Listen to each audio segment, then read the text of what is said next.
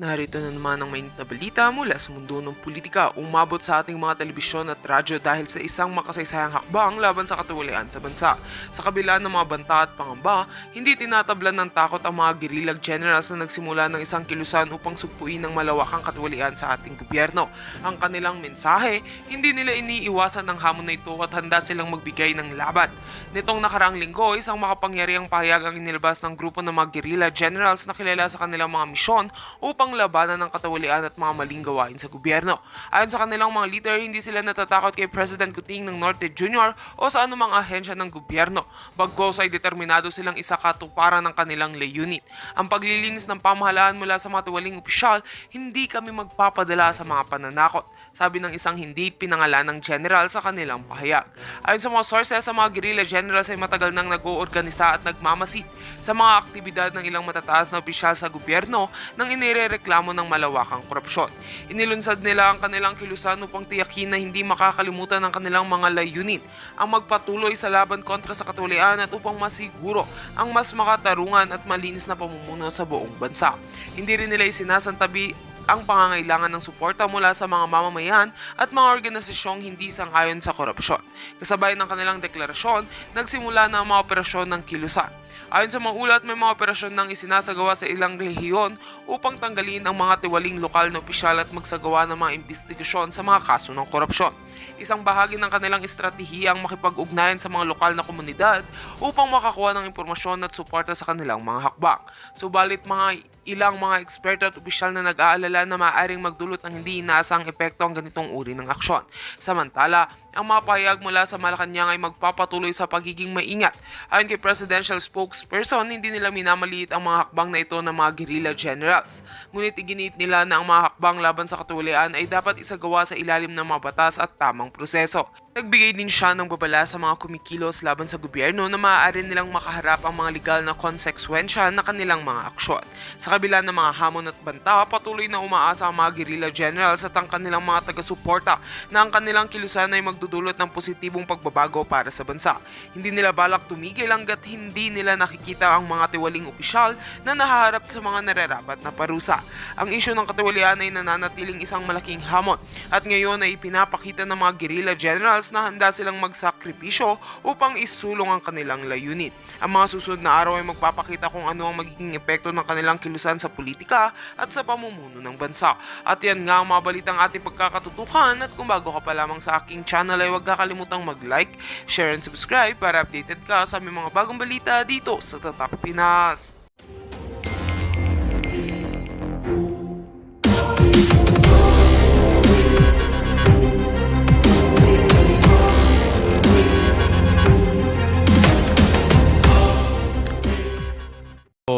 Lahat na nagsasabi na may blanco yung pinirmahan nyo, sinungaling. Diba? Gano'n kasimple yun eh. Oh. Dahil sinabi nila may blanco, ikaw walang blanco. So sino dapat paniwalaan ng taong bayan? Ikaw? Balitang yan, si Marian Enriquez. Sa gitna ng pagkwestiyon sa 2025 national budget, may banat si Senate President Cheese Escudero kay Davao City 3rd District Representative Isidro Ungab na nagsiwalat na may mga blanco o manong halaga sa Bicameral Conference Committee report. Ang hindi ko maintindihan sa nagrereklamo, dati siyang naging approach chairman, alam niya ang patakaran. Exactly! Alam niya ang patakaran. Kaya alam niya na plano nyo mandugas. Ay, saan kayo nakakita? Cheese, simple lang, wag na natin paikut-ikutin. Pumirma ka ng blanco. Tama o mali? Tinatanong lang kita. Kung mali, edi sinungaling sila. Pero kung tama, di ba't ka pipirma ng blanco? Nabuang ka na? Oh. Ang dineklarang unconstitutional na bicameral conference committee report. Paglilinaw ni Escudero, Eh bakit nga? Kayo ba? Eto mga to, alam mo ang ganda nung pagkakasabi ni Attorney Vic. Niloloko tayo nitong mga ito, pinaiikot-ikot tayo nitong mga ito. Kayo ba, papirma kayo ng blanco? Siguro pwede nyong gawin kung kayo ay nabuang. Pwede nyong gawin kung pera nyo yun. Pero ito pera ng taong bayan. How irresponsible is that? Diba? Ang ganda ng pagkakabanat dito ni Atty. Vic. Simplihin natin, dapat may managot dito. Sabi niya, huwag nyo kaming paikot-ikutin doon sa mga kung ano-anong panliligaw ninyo sa taong bayan. Merong nalabag. Meron silang ebidensya. Merong blanco, pero may pirma. Dapat may managot. Huwag nyo na kaming binubudol. Pambihira naman kayo eh. Hindi ang enrolled bill ang kumakalat na may mga blankong items. Hindi yan ang So, kopya bakit pinirmahan nyo?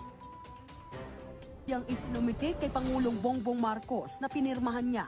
Kaya ang tanong ni Escudero, ano ang kini-question ni Ungab? Mali yun. Kasinungalingan yun at hindi totoo yun. At kung blanco man yung nasa GAA, hindi pwedeng i-release ng Hindi nga gaa. Tingnan mo kung paano tayo niloloko. Hindi nga gaa yung sinasabi, by cam. Ang layo ng spelling ng gaa sa by cam. Tingnan nyo ha. Tingnan nyo. Yung sinabi ni PRRD, by cam. Ang ini-insist nito, gaa. Yung sinabi ni BBM na sinungaling si PRRD dahil ang pinirmahan daw niya ay kumpleto na. Eh bakit parehas kayo ng tono ni BBM? Hindi nga by kami. Ano ka ba, waiter o Senate President? Hindi ko na maintindihan eh. Kasi parang nabulag ka. Ang linaw-linaw. Sir, ang linaw-linaw, merong blanco. Ikaw ba'y talaga gusto mo maging Senate President? O gusto mo maging waiter ni Lisa? Kasi parang ano ka lang eh. Wala, parang puro ka na lang pang-a-assist. Eh, isa na nga ang tono nyo ni BBM eh. Alam nyo, ganito, simple to. Dalawa lang yan. Para sa akin, dalawa lang ito. Sinungaling si PRRD, si Atty. Vic, at si Ungab. Una, yan yon. Una ha, sinungaling yung tatlong yan. Si PRRD, si Atty. Vic, at si Ungab. Or, pangalawa, sindikato kayo. Kasi nagtatanggol kayo pare-parehas na nakikita ninyo na may mali na nga doon sa blanco.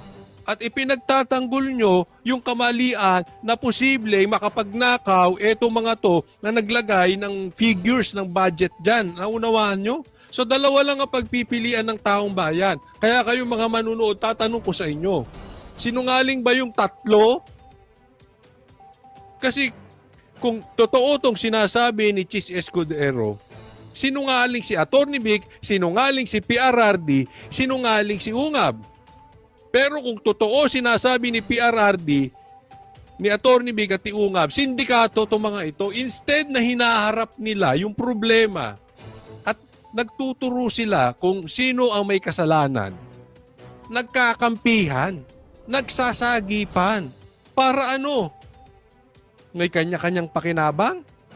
Eh ano ito, sindikato? Ano pa ba ang tatawag mo ron? Sindikato, hindi ko po kayo pinagbibintangan, kaya nga may choices eh. Sinungaling yung tatlo o sindikato kayo. Kayo mamili. O kung yung mga manunood. Kasi, ano bang karakteristik na sindikato? Malakas sa politiko. Powerful. Mayaman. Malakas magnakaw. May pinapalusot na illegal. Eh ano bang tawag mo doon kung blanco na yun? Di yun yun. Or yun nga. Sadyaw may topak lang si Atty. Vic, si PRRD at si Ungab. Sinungaling. Hindi, wala na sa akin ang paghuhusga. Hayaan natin ang taong bayan maghusga dyan. Sindikato or buang yung tatlo. BBM yun. Iba naman ang nakita ni Kabataan Party List Representative Raul Manuel. 14 na blanco raw ang nakita niya sa pagbusisi sa nirati. O, kita mo, pati kakampi ninyo. Hindi kakampi ni Cheese. Kakampi ng ano? Kakampi ng mga duwagkom. Pati kakampi ni Tamba. Nilalaglag. O, 14 blankong items. Sa dinami-dami ng sinabi ni netong si Raul Manuel, isa lang ang tumama, ito. Kahang kopya ng BICAM report sa 2025 national budget. 8 raw sa mga blankong ito ay sa ilalim ng opisina ng kalihim ng Department of Agriculture. Yun, no? Oh. Karamihan. Karamihan ng natanggap. Doon sa blanco, ano? According to Raul, DA? Department of Agnanakaw. Hindi. Department of Agriculture. Matagal. Totoo ba? Marcos, matagal mo nang gustong hawakan yan. Yan ang pasabog eh. Matagal mo nang gustong hawakan. Di umano. Panahon pa ni PRRD yung DA. Hindi ka pinagbigyan, kaya di umano nagalit yung asawa mong si Lisa. At tinawag na baduy si PRRD. Dahil hindi ka nilagay na DA secretary na panahon ni PRRD. Doon pa lang alam mo na ayaw sa'yo ni PRRD.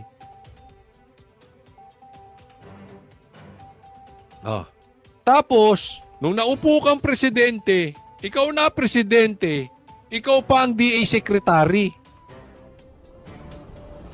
Tama o mali? Di ba? Akalain mo yung Marcos? Tapos ngayon,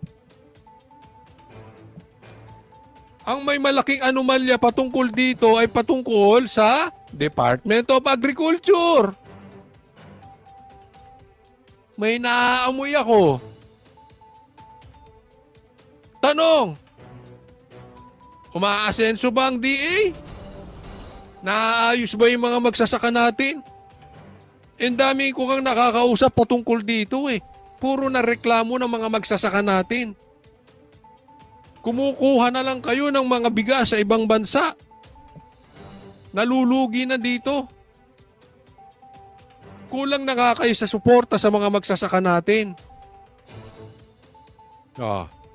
Di ba? Naku. May 2 rin sa Bureau of Fisheries and Aquatic Resources. Isa sa Philippine Coconut Authority, isa sa National Irrigation Administration, at 2 sa Unprogrammed Appropriations. Very disappointing to know na totoo na yung BICAM report na nakarating sa mga mababatas na niratify ng House at ng Senate. I mean, Yung BICAM na ni-ratify ng House at Senate may blank. May tinama ka rin sinabi, Manuel. Kaya lang, ako, tanong lang, Raul Manuel ha. Tanong lang. Bakla, ay di, bakla. Sorry. Hindi yun ang tanong ko. Baka naman nagpapataas ka lang ng presyo. Ha?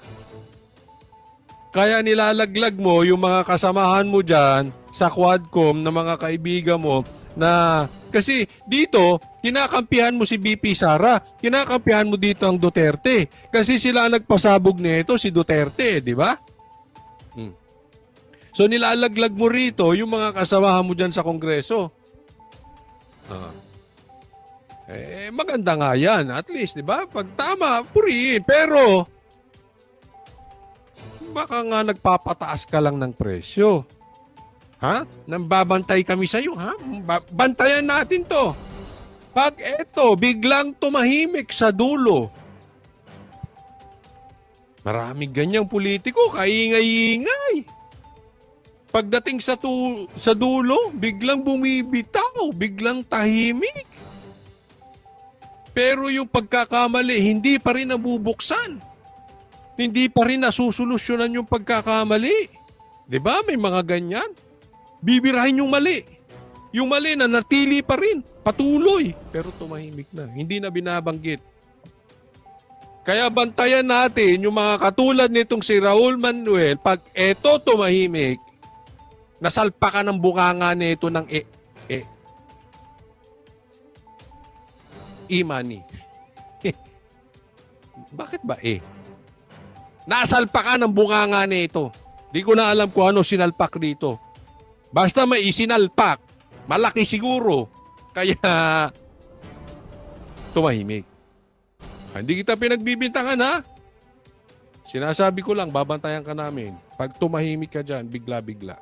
Kasi ngayon, ang ingay mo ang ingay mo, para kang bakla. Para kang bakla. Hindi naman lahat coach only ng bakla maingay. Hindi ako galit sa mga bakla. Hindi ako sexist kasi may mga kaibigan tayong bakla, mababait siya mga yan. Hindi po yan NPA. Ay, nako. Diretso na nga tayo. San tayo napupunta, Blank. Giit ni Manuel, importanteng malaman kung sino ang naglagay ng halaga sa mga blankong ito. Sa batas sa falsification of legislative documents, maaaring makulong ng hanggang 6 na taon at multang hindi bababa sa 1.2 million pesos ang gagawa nito ng walang pahintulot. Yun, mabigat kasi 6 na taon ng kulong. So kung ikaw pumirma at kasama ka sa gustong palusutin itong blanco na ito para makinabang ka in the future, paano nyo dodoktorin na hindi ito na-ratify at kayo na lang basta naglagay dyan, nag-usap-usap na kayo, eto na, eto lagay natin, ito para sa'yo, ito para sa'yo. 6 na taon pagkakulong. Yung milyon na multa, kayang-kaya, panis yan. Kaya nga nagbablank space yan dahil malaki kikitain dito, posibleng billion pa so hindi nila iindahin yan. Pero yung kulong, mabigat sa kanila yun. Kaya, ipagtatanggol nila yan. Alam ka namang aminin, hindi, pumirma ako doon kasi gusto naming palusutin yung budget. Kasi, para kami na mag-decide na nga hindi na ratify, hindi na namin pinag-uusapan, kami na lang. Mag-uusap, kung dagdag, bawas na lang, ganon. Yung pera ng taong bayan, tayo na magdesisyon. Atin na lang ito, dagdagan natin, bawasan natin dito, ganyan-ganyan. Alam nga, aminin yung ganon. Buang ba kayo? Siyempre, hindi. Makukulong kayo Pagtatanggol nyo. Di ba? So, yun lang yun sabi ko Sindikato kayo or sinungaling sila, PRRD, Atty. Vic at saka UNGAB. Panawagan din ni Manuel sa mga kapwa kongresista na miyembro ng BICAM magsalita na.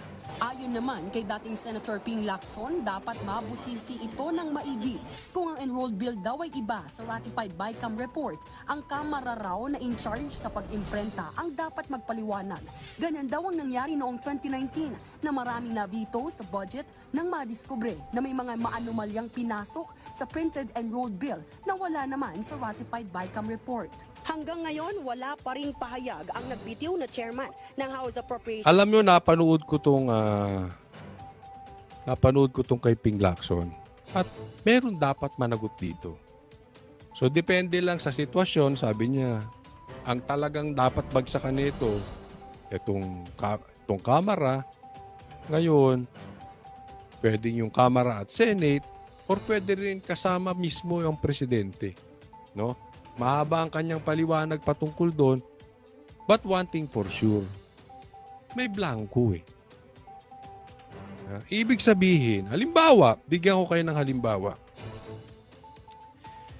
May namatay. May dead body. So may patay. May pumatay. So pagka may patay, may dead body, halimbawa sinaksak, may mga saksak, namatay dahil sa saksak, may dapat managot. Diba? Sino ang dapat managot dun? Ganyan yung issue dito. May blank space Ang problema nila dito na nakikita ko na malaki, yung iba, posibleng walang alam, ay posibleng hindi kasabwat, hindi kasali. Pero may alam. Kaya nga ang tanong ko sa inyo, sindikato ba kayo? Bakit busal ang bibig ninyo? Hindi po pwedeng nandudoon ka. Halimbawa, namatay yung isang tao sa saksak. Nandudoon ka. Alam mo kung sino yung nasa loob ng bahay bago siya mamatay. Magsalita ka. Kung hindi ikaw ang pumatay, nandudoon ka eh. Sabihin mo sino-sino yung mga tao doon. Same thing dito. Kung wala kang kasalanan at ikaw ay siguro sinabi o sige, pirmahan mo na yan, kami nang bahala. Wala kang talagang kasalanan dito. Hindi mo plano mangurakot. Pero may alam ka. May alam kayo. Dapat nagsasalita kayo. Hindi nyo na malulusutan ito. Definitely may mali. Kriminal po ito. Pera ng taong bayan, naghihirap na po tayo. Anong gagawin nyo dyan? Tatahimik kayo at i-deny nyo, sasabihin nyo lang wala namang blank space. So ganun lang, paniwalaan namin kayo, bulag sila, mali yung nakita ni Atty. Vic, mali yung nakita ni PRRD, ni Ungab, at yung milyong-milyong Pilipino na pinakita naman may blanco. So, bulag kami lahat. Mali yun, katang isip lang. Hindi ko sinasabi na kung sino ang dapat managot dito. But definitely, may dapat managot. Hindi po pwedeng wala. Ibang miyembro ng BICAM Committee tungkol sa issue. Hamon ngayon ni Escudero at iba pang mambabatas, pwede namang magsampa ng kaso sa korte ang mga kumikwestiyon sa 2025 national budget. Alam mo, talaga naman pupunta naman tayo talaga dyan sa demanda. Magdidemanda. Ang problema, habang nakademanda, matagal yan. So, yung dinoktor na budget, ginagastos nyo na. Naintindihan? Yari tayo doon. Yun ang problema doon. But definitely, kailangan talagang i-demanda ito. May dapat managot dito. Again, on the losing end, ikaw, ako, tayong mga simpleng mamamayan. Tayo ang kawawa dito. Ginagamit na yung perang mali na hindi naman dapat nagamit. Next po tayo. Ito. Next natin ito. Si Ortega. Galing na itong mama na ito, no? Tingnan ninyo sasabihin. Baka gusto nilang ma-restore yung mga budget na na-slash. Politics, it's really about politics. Tingnan mo kano kabastos tong mama na ito. Baka may kasalanan. May nahuling mali. May kriminal na ginawa. Kasalanan na naman ni Sara. Pambihira. Sila ang gumawa ng katarantaduan, tapos si kasalanan ni BP Sara. Kasi ang punto niya rito, baka naman gustong maibalik yung mga naslash na budget. Eh sino bang naslash na budget? Si BP Sara. Pero pag tiningnan ninyo, ewan ko kung meron ako ditong kopya. Yung blank space na yan. Saglit lang po Alam ko may kopya ako niyan eh.